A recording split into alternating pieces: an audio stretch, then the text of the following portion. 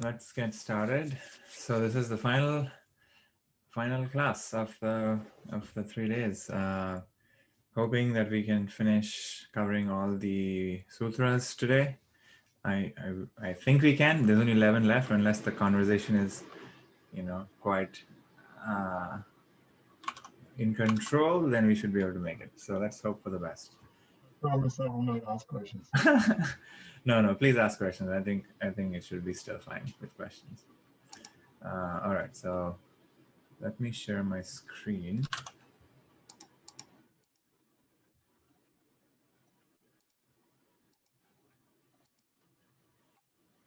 Can you all see my screen? All right. So we are, I think we are on 41. Yeah, so we finished 40 and we're going to do 41. So essentially where we left off was we were given a bunch of different meditation tools, and using the meditation tools, we can remove all the obstructions. And once the obstructions are removed, finally the self and what we're really searching for starts to get revealed. Not that it's not on all the time, it's just that we are able to perceive it in a much more clear way because there's no other obstructions in the way. So going to the next verse, 41. Shina vritteri bijadasyeva mane garhrita grahana grahyeshu tatstha tadanjanata samapatihi. 41. The yogi whose vrittis have thus become powerless, controlled, obtains in the receiver, the instrument of receiving, and the received, the self, the mind, and the external objects, concentratedness and sameness like the crystal before different colored objects. So this is a interesting and long verse. Let's break it apart. So the first part is that, with all of the list practices that we went through before, the different kinds of meditations, the vrittis, which are thought waves, we spoke about this earlier, that there's thought waves that keep appearing because of some stimulus. A stimulus could be external stimulus or it could be an internal stimulus, and that causes a reaction with our chitta, which is the mind stuff, and because of which there is a thought. And we get either, if the thought is very appealing, we get grabbed and absorbed and distracted with the thought. So for a person whose vrittis have settled down, which means that we're no longer sort of producing random thoughts, we have subsided, the volume level has gone down. To that person, these vrittis no longer sort of affect them. They may be happening in the side, but they're so tiny that we're not even paying attention to them. So we have developed this capacity to just focus and concentrate on a single thing. So single pointed attention. And that's what happens. So the vrittis become powerless when we are single pointed. And then the receiver, which is essentially, you, and I guess we're using the mind. So remember that, what we're seeking is realization, and realization happens to the mind, right? Like the self doesn't need realization. It's only the mind which is confused, and it's only the mind which has the problem. So the mind is the instrument which we're using. And what is it receiving? It's receiving the knowledge, the self-knowledge. And once the mind receives this knowledge, it's fundamentally changed because now it has the direct experience, not from like an indirect or an inference, but direct experience of what it is that the self is. So once that happens, the mind is changed. So in order for that to happen, the mind needs to become transparent, almost like, what the example here they're using is that, when a crystal is in front of any object, it essentially assumes the color of the object which is in front of it. So and it does that because the crystal is transparent, right? Like it just like allows everything to pass through. So similarly, if the mind becomes free of vrittis, which is like it doesn't have any of these disturbances anymore, then it's very easy to see through the mind. And behind the mind in the background is the self, always shining. But the problem is that the mind has all these vrittis, and because of which it's not perceivable. But as the mind gets quieter and quieter, the background, which is the self, is revealed. It's not that we create the background, it's not that we have to do anything special for it to appear. We are just not allowing the mind, or actually, we are just allowing the mind to settle. And once it settles, the self is naturally automatically revealed. Um, so that's what this verse means. Any thoughts about this?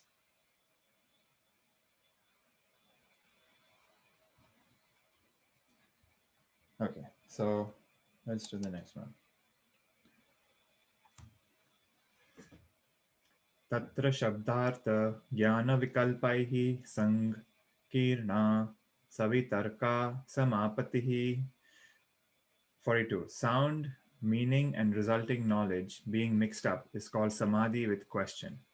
All right, so here we're given an interesting idea, which is like samadhi with question, which I think is a new concept that we are all probably being exposed to. But there is a parallel concept in the Vedanta, which is called savikalpa samadhi, which is samadhi with characteristics. So if you look at the definition of samadhi, it essentially means that the intellect has been stilled. So it is same. So dhi stands for the intellect and sama is still. So the intellect has just been stilled. And a still intellect can be achieved in many ways. We can force it into stillness, right? So an example is like when we are concentrating on like a single piece of like a project, we're very focused on the project. Our intellect is stilled because we're not thinking of anything else. If you're trying to solve a problem, uh, or we are lost in a book, or we are watching a beautiful play or something, our intellect is stilled because we're not like creating these vrittis. So that's usually that samadhi is with perception because we're perceiving something, right? We're either engaged in the activity or we are like, I guess if it's not an activity, but there's always stuff in there. So it's always with something.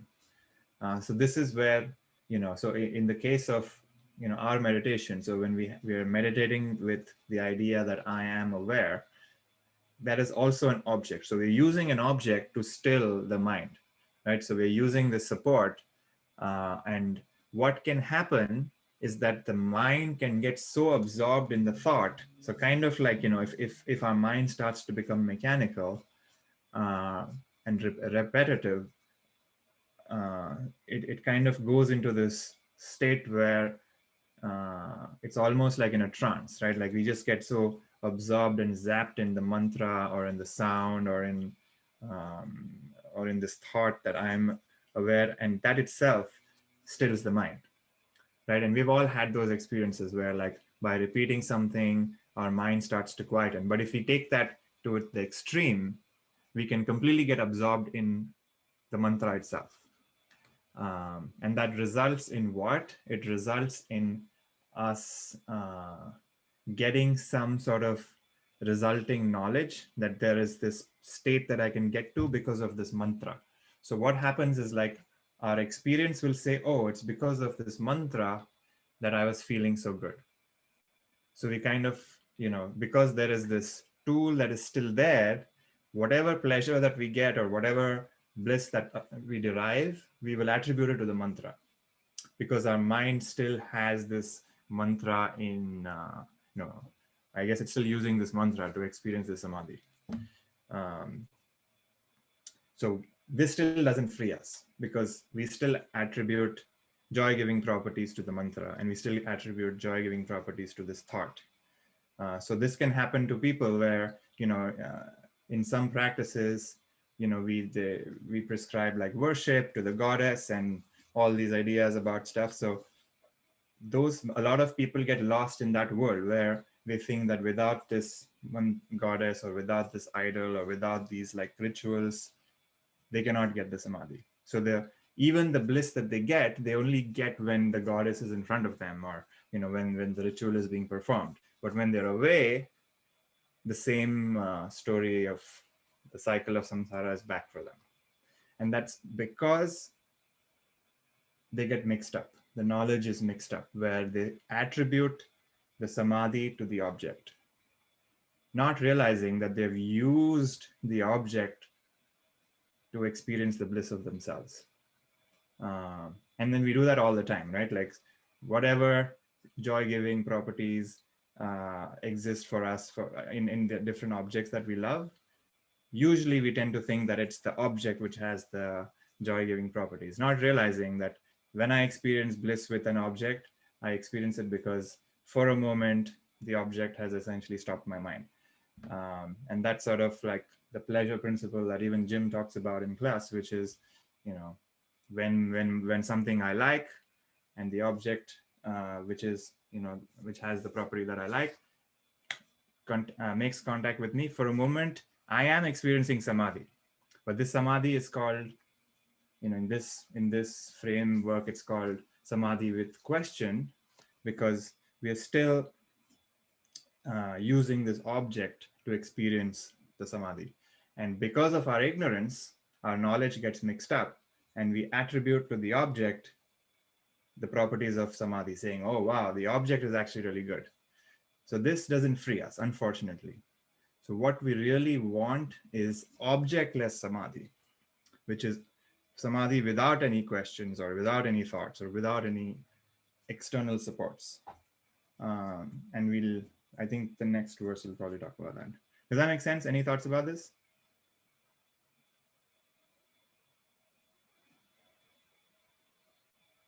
Okay.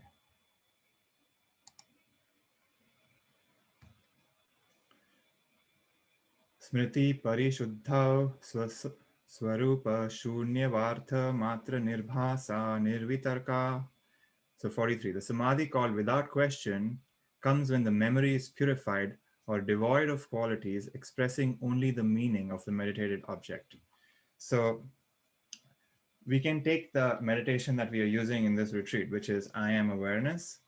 And the moment we, you know, drop the support and we just stay with the feeling of I am awareness, what has happened in those moments is that everything has essentially dropped, and what remains is the essence of that object. And what is and you know what we finally end up experiencing is that in moments of samadhi without question, in this case as they call it, even the object, even the thought or even the feeling has gone. And in moments of samadhi, there, the I and the experience and the object all have merged, right? And only after coming out can we even claim to say that I have experienced it, because while experiencing it, there is no mind even to even understand that that's happening. It's only after the fact reflection that we can do that. And that's true for any experience. So for example, if you want to, taste a mango, we can essentially read about a mango and we can ask people about a mango and we can get all these different opinions about what it's like to have,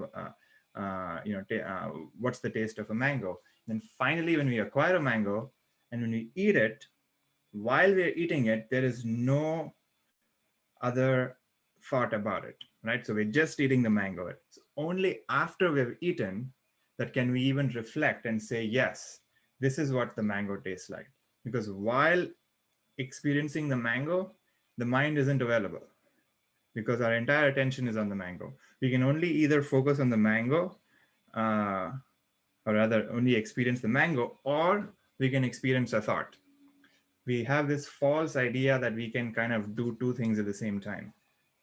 It's actually like, when we are thinking about the mango and the qualities, we are not experiencing the mango. And you can try to play with this idea when we experience anything in this world, which is when my mind is not on something, only then I can reflect about it. When my mind is on something, which is in the now, there is no thought. Like, it's only after the fact I can have a reflection. The same is true if I'm on a hike and I climb the mountain and I see this beautiful valley. While I'm experiencing the valley, there is no thought about the valley. It's only after I've come out of the experience, I'm like, wow, this valley is really beautiful. Um, so, so while we're experiencing it, there's absolutely no qualities at all. It's only the mind can reflect on that experience and then say, yes, the quality of it was like this. Uh, and and we will kind of see that, the experience is beyond even the mind, because the mind isn't available in those moments. This is kind of this could be a little confusing, but if it doesn't make sense, like, don't worry about it. It'll make sense when it happens. Any thoughts about this?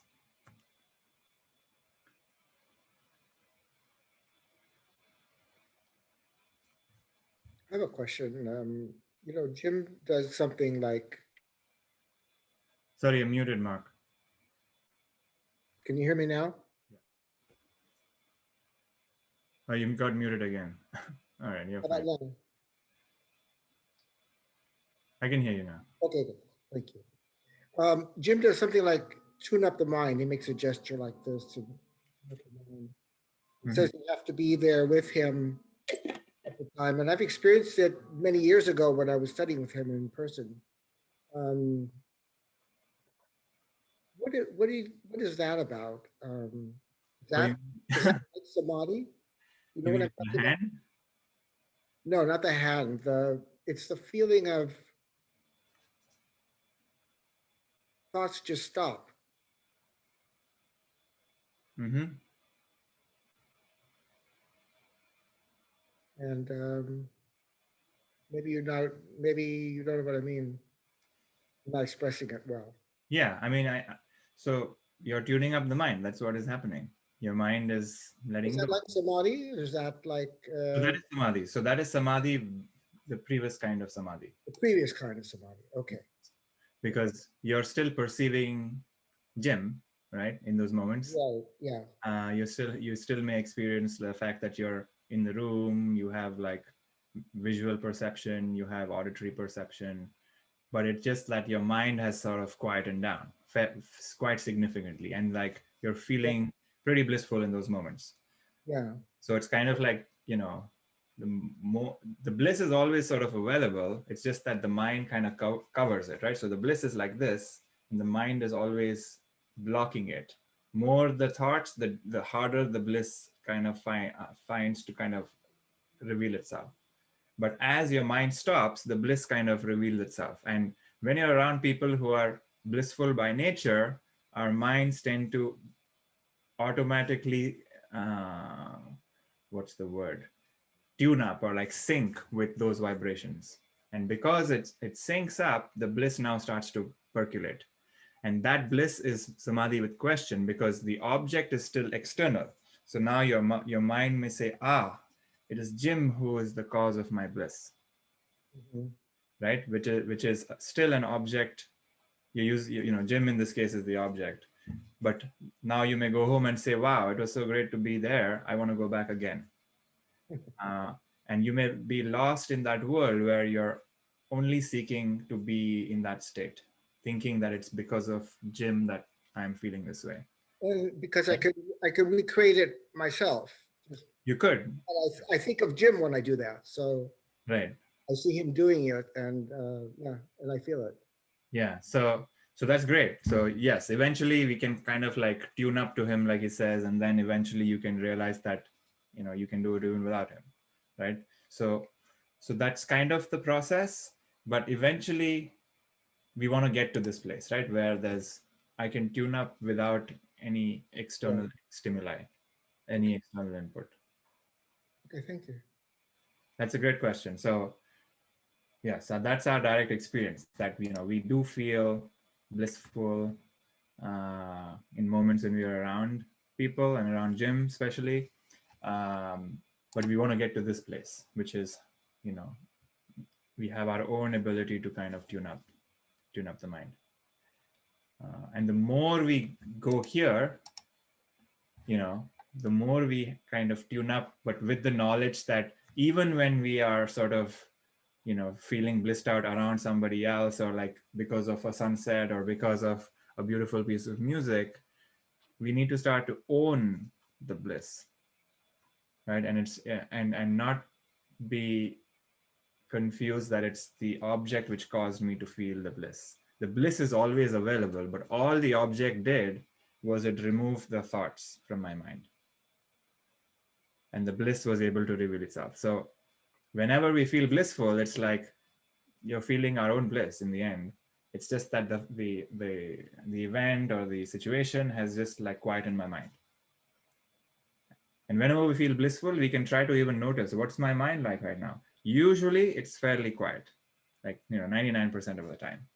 So that's a good way to kind of like test as well, to see like, and that's the scientific sort of thing that we're trying to see. Like when I'm feeling blissful, what is my mind feeling like? Is it quiet? Is it noisy? And when I'm feeling irritated, what's my mind like? Is it noisy? So it can, and that'll give us enough proof in our own sort of wisdom to say, yes, a mind is needed to feel not blissful. That's the only thing that the mind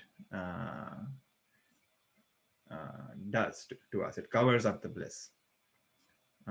Only bad thing that it does. But mind is very useful because we may want to solve problems and all of that, right? But when it works against us, it's essentially covering up the bliss. So being able to like put the mind on the side basically means that I can feel blissful at any moment. And that's the concentration that we're trying to get. Because if we can concentrate and put the mind on the side, it basically means that we are able to access this bliss at any moment. And that's the value of a trained mind. And that's the value of like this concentration work that we're trying to do. Because we can then command the mind to be like, get out of my way, move aside, and it obeys. So that would be pretty neat if that happens. Cool. So that was 43. Any other questions or thoughts? Thank you, Mark. That was really, thank you for sharing that experience of tuning up.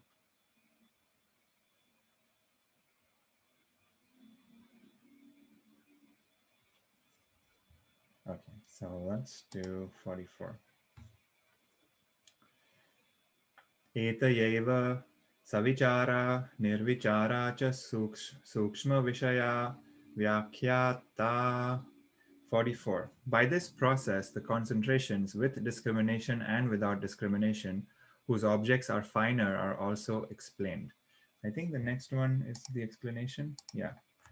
But I guess this is basically saying that, we are essentially trying to eliminate what is not true in the beginning, right? So we're trying to get to what is true by the process of discrimination. And what is this discrimination?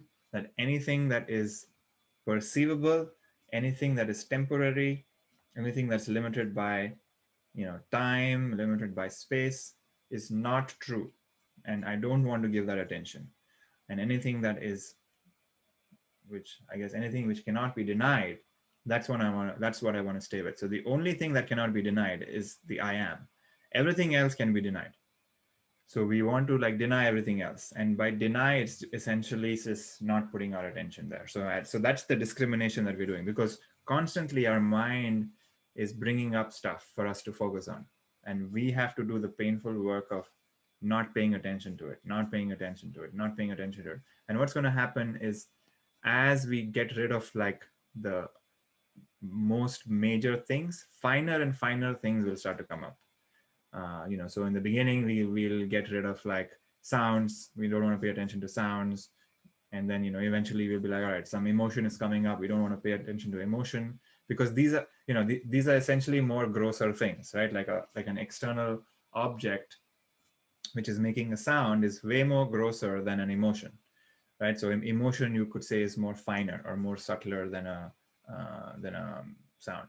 And then as we get more comfortable with our emotions and we can stop paying attention to our emotions, we get to the level of thoughts. And thoughts are even more subtler, because they are basically triggered with like tiny amount of forces, right? Like every thought has some force to it, and the force of a thought is much more subtler than a force of an emotion, because an emotion grabs at us, but maybe a thought doesn't grab at us. And as our awareness gets sharper and sharper, we can start to notice more and more thoughts that we are having. And the more thoughts that we notice that we're having, we can get out of them. So, we say knowledge is power, and that's actually true, because the more we are aware, the more we know what is happening to us and where our attention is going. And the more we can sort of be aware of that, the more we can like disregard it, or we can work with it and get past it. So that's the work that we're doing. So, we want to do this with discrimination, and eventually we want to, even let go of the discrimination, because even that gets in the way. And that's like a final sort of touch that we have to in the end. But until then, we have to keep discriminating, because until we get firmly rooted in the I am, we need to discriminate. Once we are rooted, then even the discrimination can go away, because it becomes very obvious that that's what the I is. Any thoughts about this? Yeah. Hey, it's Ron. So, so it's interesting this weekend, what has happened with me, especially in the meditations, the longer meditations. Yeah, thoughts would pop up in my meditation, and the thoughts that would pop up would come out of nowhere. It would be like, it would have no meaning, or almost like a dream light, or like a lucid dream state, like. And it's like, for no reason, I'm like, why am I having this thought? Like it doesn't correlate to anything that may have happened that day or that week or whatever. It just popped up out of the blue or whatever, like that, almost like a dream. So I found that, I guess, this section to maybe relate to that a little bit. Yeah, absolutely. And these finer objects are sort of, sort of stuck in this chitta. Like we have this massive amount of consciousness and impressions, and they start to get dislodged and they don't make any sense. But what's happening is like maybe, they're getting dislodged, and, because they have some unresolved energy and they're coming up, and you just observing them without any sort of involvement will just like, roast them and sort of like assimilate it and remove that energy from those thoughts, so that they don't have that power anymore, if that makes sense. Yes. Wonderful. After thoughts, is there anything else finer? Sorry, say that again. After thoughts, is there anything else that can come up? Further finer and finer. There, eventually, there are some, you start to maybe get sense of like forces, like, the sort of material of the thoughts itself is slightly finer. And let's not get into that. It'll happen. It'll happen when it happens.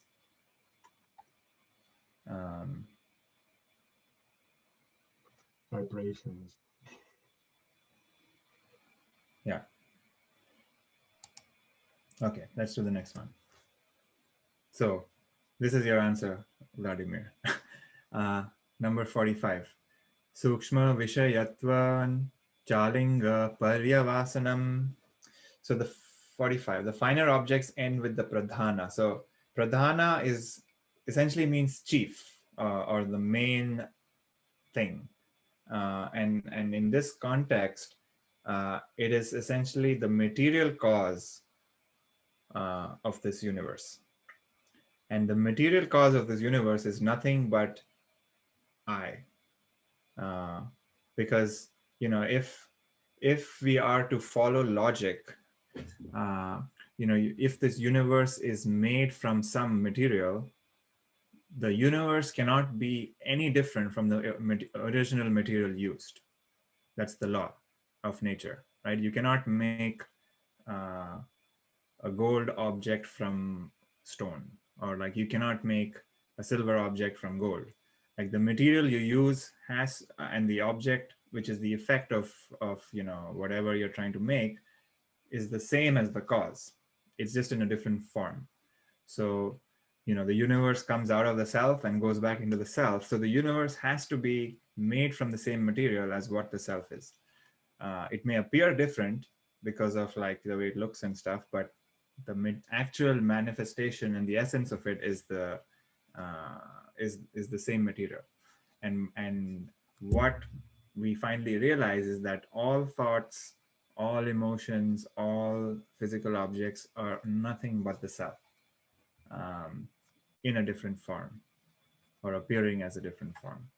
So the material here is consciousness. I guess they don't use the word here, but that's the finer material, Vladimir.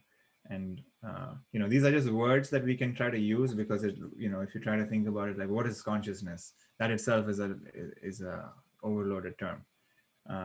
But go with direct experience. It will, all of this will make sense when we experience it, and then words will, then you will have your own sense of understanding of the vocabulary, because this is just going to add confusion if we talk about it.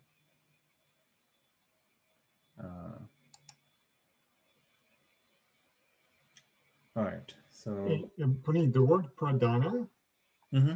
what would be, if there is, an English word? Chief, main, or primary. Okay, got it. Number 46. Ta eva sabija samadhihi. So these concentrations are with seed. And I think this probably refers to the fact that, we have in the beginning, the way, we have these sort of fleeting samadhis, which are like these moments where we feel extremely blissful and we get a taste of the self. And what that really does to us is that it, for a moment, like, it shows us that this state is possible. And even though we may not have fully assimilated that state, it plants like these seeds in us. And these seeds are basically what sort of like gives us more energy to do the work, to kind of like seek that out. And as we put in more and more energy into this, these seeds start to grow. And this is sort of like, the cause of the actual, the objectless samadhi that we all are striving for.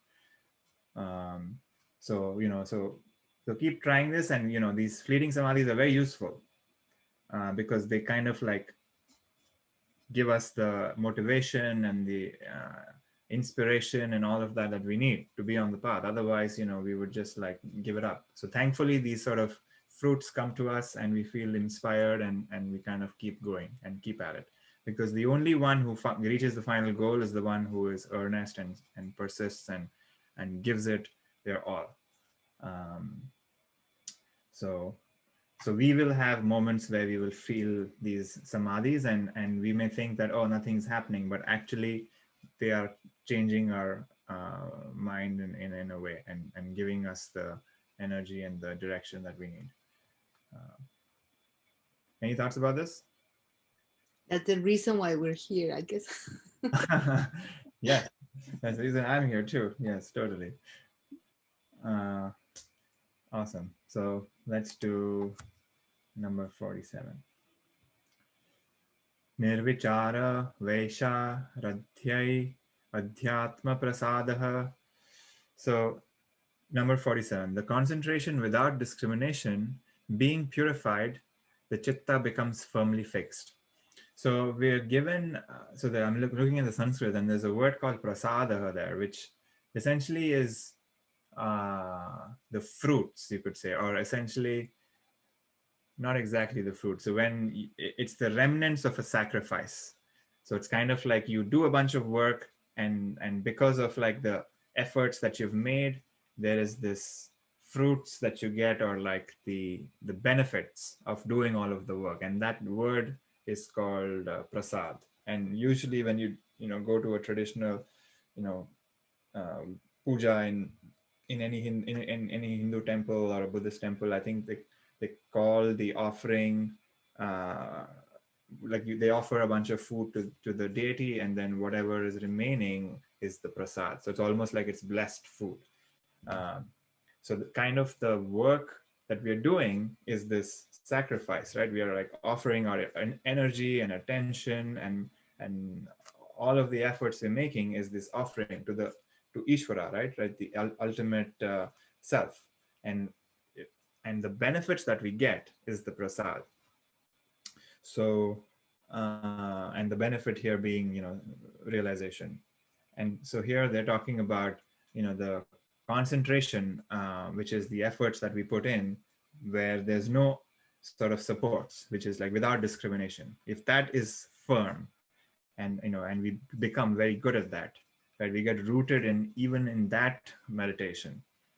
What happens is that the chitta, which is all of the mind stuff, the impressions, all, those things where these latent tendencies of our random thoughts appearing out of nowhere, even that stops, because even that becomes fixed. There's absolutely no movement in the level of the mind, in the thought level, and no movement in the chitta too, because there's no sort of input from the chitta, because usually we have input from external input that triggers a bunch of thoughts, and we have internal input which triggers a bunch of thoughts. So we can still the external very easily, because we can close our eyes, soundproof our rooms, get like really black masks which will block light. All of that we can do. So it's easy to do it for the physical, but the internal inputs are harder to stop, because there's an infinite amount of impressions we've gathered, and any one of them can come up, and we can have, we can roll in like thoughts because of those impressions. But once we start to get very firm in our meditation without supports, so that's basically, we are sort of stilling the chitta as well. And once that happens, that's great. That's what we want to do. We want to start to get firm there. And then what happens? Let's see. Any thoughts about this? Okay, let's do 48. Ritam bhara tatra prajna. 48. The knowledge in that is called filled with truth. So when that experience happens, our mind is no longer available, right? Because mind is nothing but thought perturbations. So, even the fact that, oh, I'm experiencing truth right now, that's also a thought. But because the external stuff has been stilled, the internals has been stilled, there's no thought perturbation at all. So there's no even rumination about what am I experiencing? It's only experiences happening. So in that experience,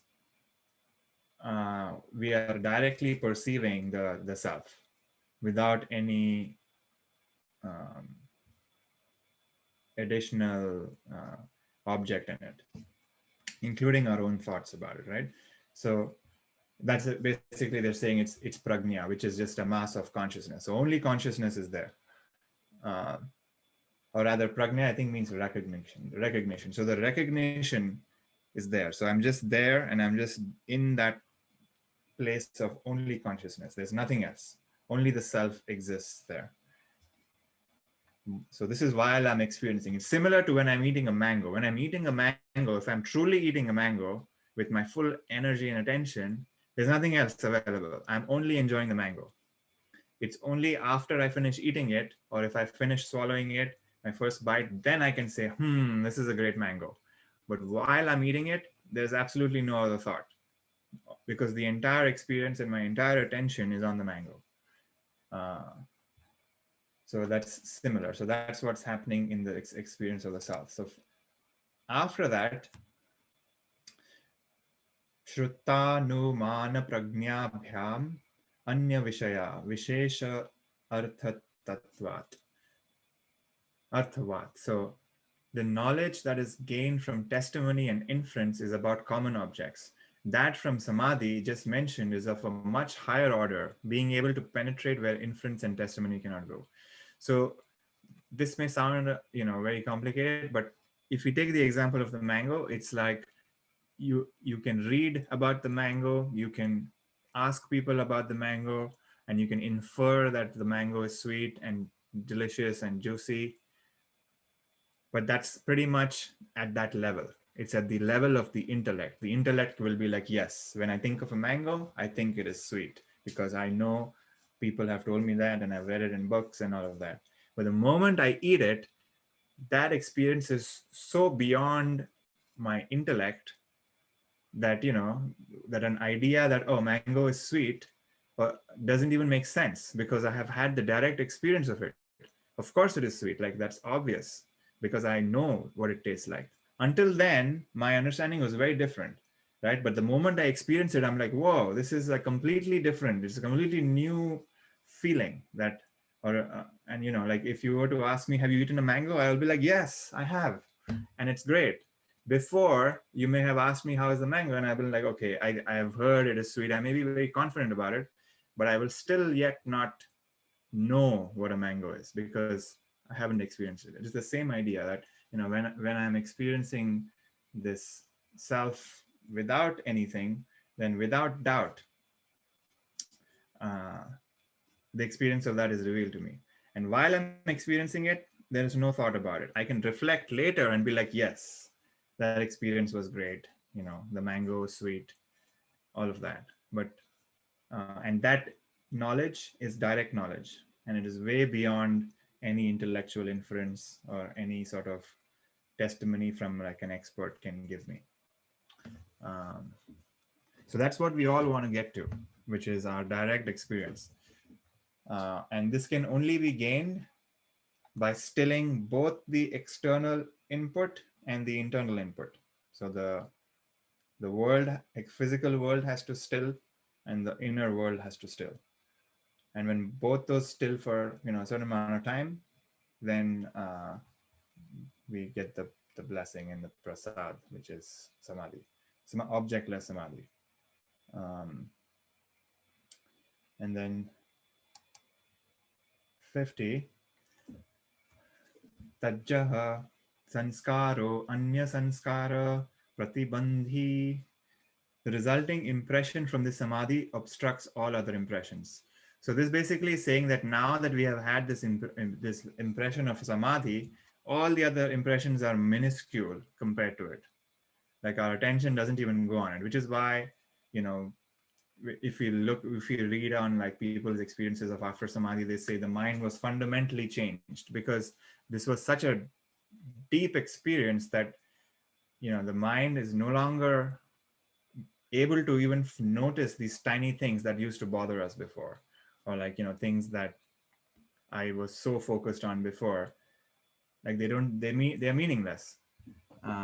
It's almost like, I cared so much about my tricycle when I was a kid, but now it's meaningless. It's the same idea. Like things lose its importance. Not that they're not important in the context, but because of this massive experience of this samadhi, my other impression is just not important anymore. Any thoughts about this? So I think, wait, is this the last one? I thought there was another one. Maybe I missed copying of 51. So yeah, there is a 51. So you'll see me make a presentation in front of all of you. So duplicate.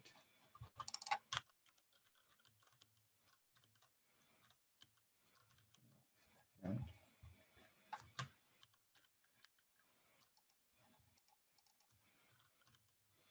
Okay. Tasyapi nirodhe sarva nirodha ni nirbijah samadhihi. So by the restraint of even this impression, which obstructs all other impressions, all being restrained, comes the seedless samadhi. So, so now that we sort of have, so I guess what was the previous verse? So the resulting impression from the samadhi obstructs all other impressions.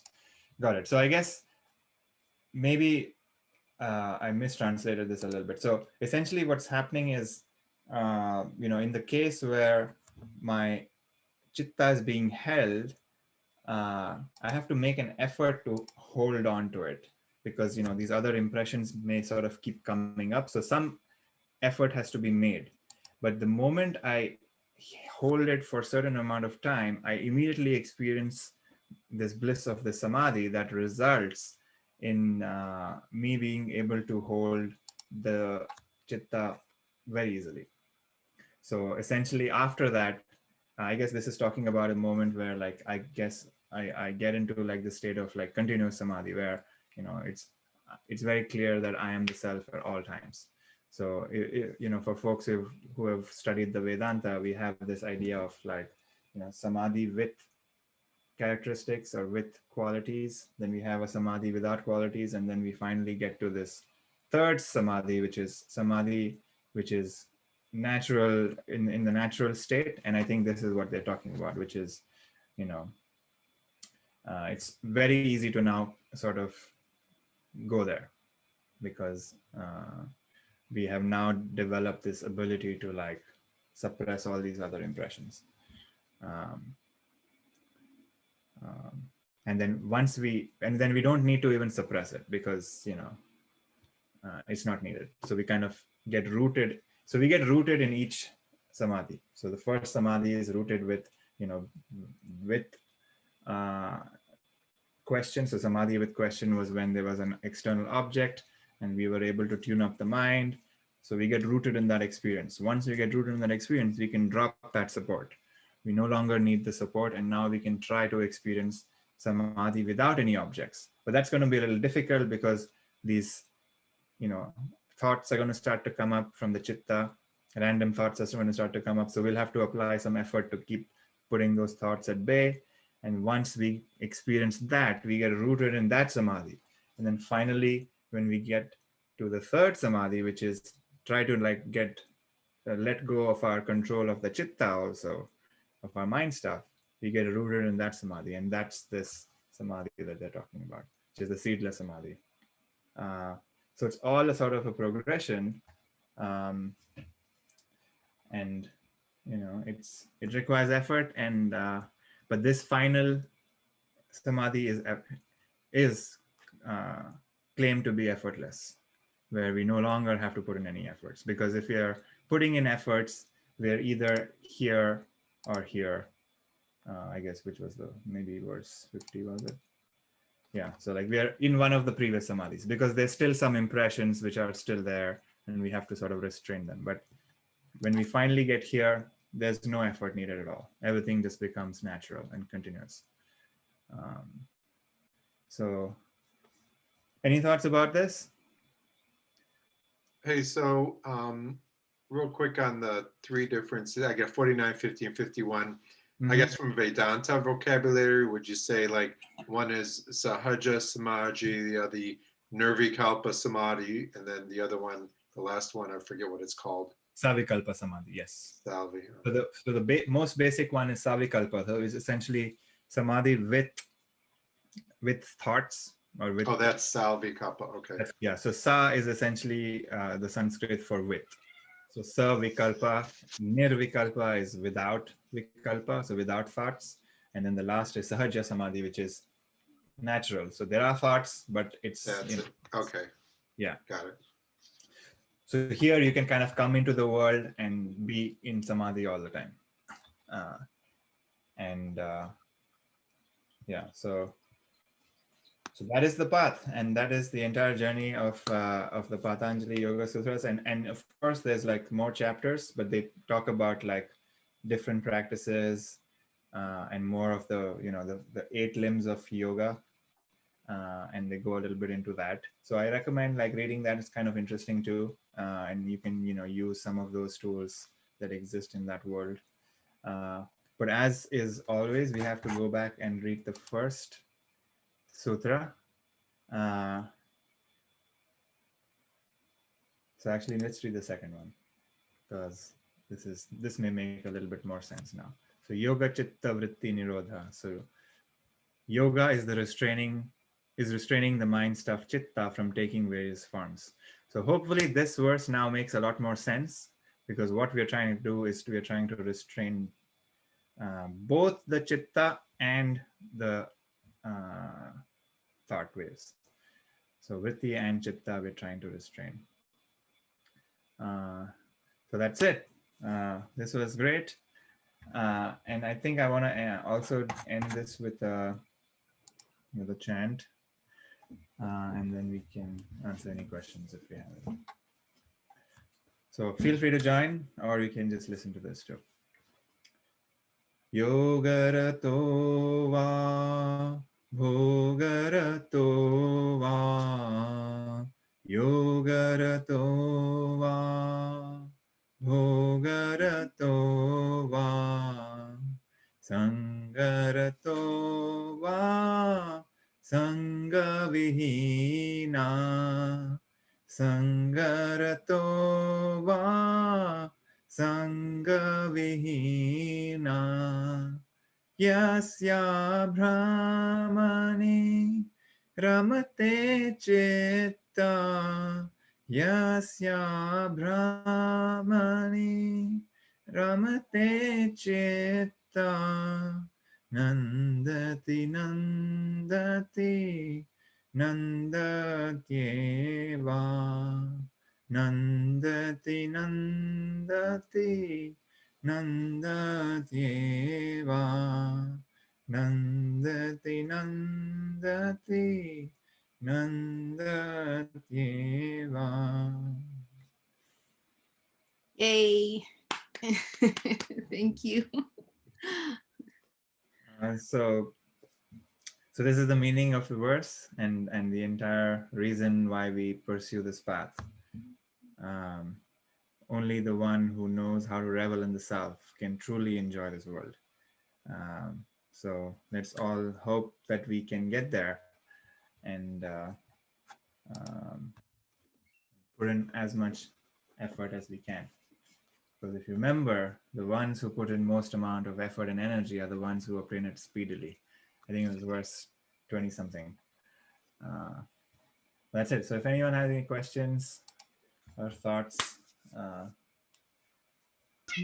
oh, actually, one thing I did want to say something. I want to thank, my teacher Jim. I know most of you here know him. Stella, you haven't met him. You should definitely meet him. But thank you, Jim. And this is a tradition that's been going on for thousands of years, and I'm very grateful to have been fortunate enough to receive this and be part of this tradition. So, thank you, Jim.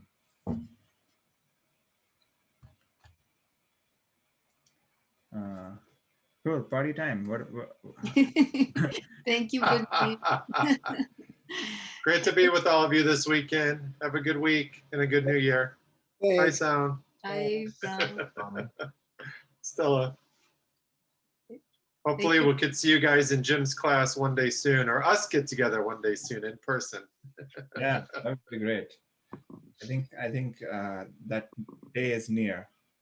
And go on a real retreat on one weekend too. Yes. And do a retreat, a physical retreat.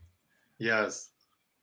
Yeah, thank you for your time, Puneet. I really feel very inspired to start my practice this year with more structure and with more determination and patience and compassion. So thank you so much. Thank you. Wonderful. Yeah, I also want to thank you very much. This has been wonderful. I understand meditation much better than I ever have before, and it's really incentivized me. I really appreciate it. Thank you. Thank you, Mark. It was wonderful to have you. Oh, thank you. I hope to meet you in person someday. Yeah. Someday. Yeah. This year for sure. Yeah. After we're all done. Awesome job, Puneet. The feedback I gave you, you're very effective and direct, and I think it helps us all because we actually get it. And that's a gift. Thanks so much. Thank you, Vladimir. Thank you for your questions. You have a very intellectual mind, and I like it because I was also like that. So I need to get rid of it a little bit. Doesn't help always.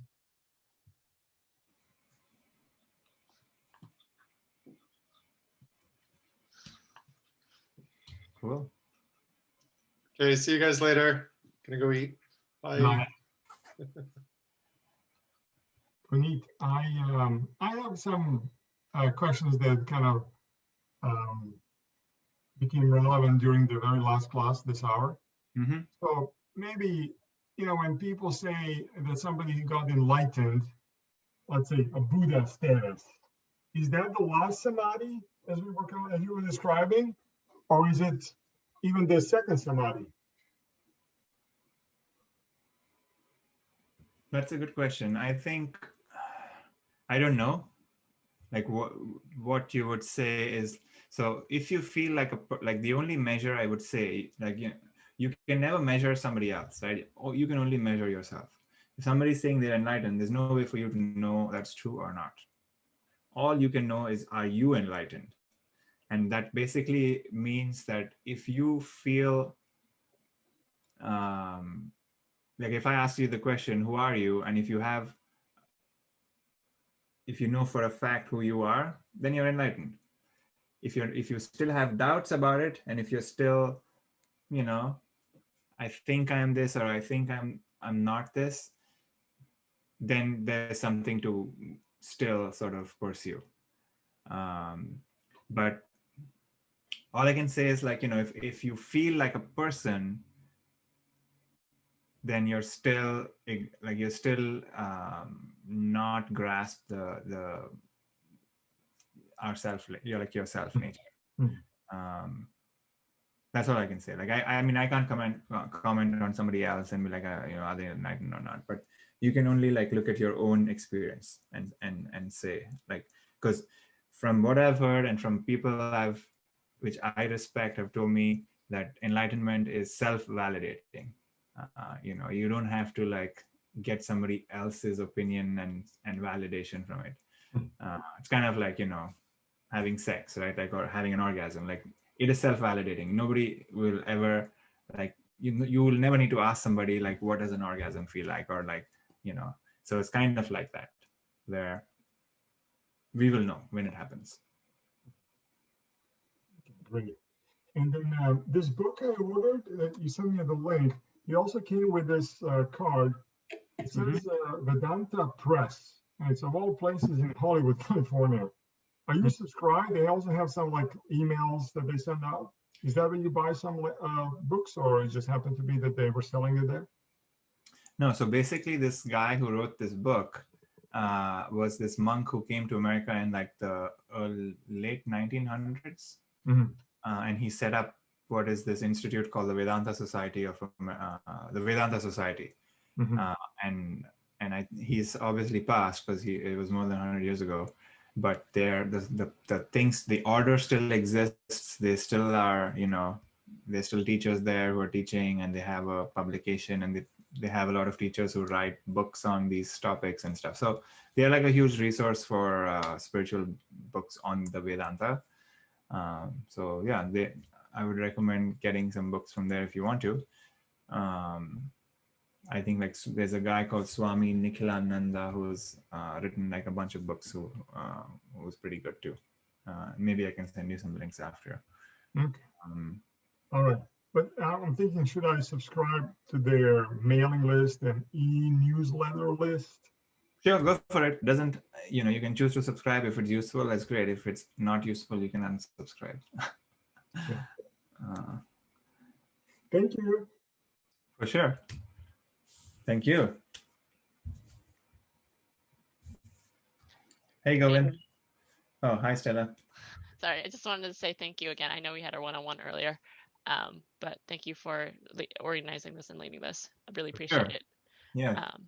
Thank you for participating and bringing your energy, and I hope this was useful in some way, and it alters something about you. So I hope I have a hope that we can get to like hang out in person and meditate together. That would be wonderful. And if not anything, like we got to spend time with each other, which was great. Yeah, awesome. I'm looking forward to that day. Cool. All right. Bye, Stella. Bye, Puneet. Hey, Puneet. Hey, Govind. How are you doing? Good morning. Good morning. I woke up late, so I missed the last meditation session. I'm going to upload the videos, so yeah, so I should probably do it with that. Yeah, no, all good. So we're kind of done with the book, or rather we're done with with the first chapter of the book. So this is the end of the course, and it was wonderful to have you, and thank you for participating all the way from India and being awake at like late times and everything, and waking up super early. Appreciate it. Thank you Nice. so much. I enjoyed it too, and looking forward to doing more of this. Cool. I'll keep you all posted about like what I'll plan to do next. I think I'm going to start something sometime this month. I'll post on the groups. Okay, Puneet. Take care and All have a right. great week ahead. Bye-bye. You too. Bye-bye. Bye, I'm signing out as well. Thanks so much.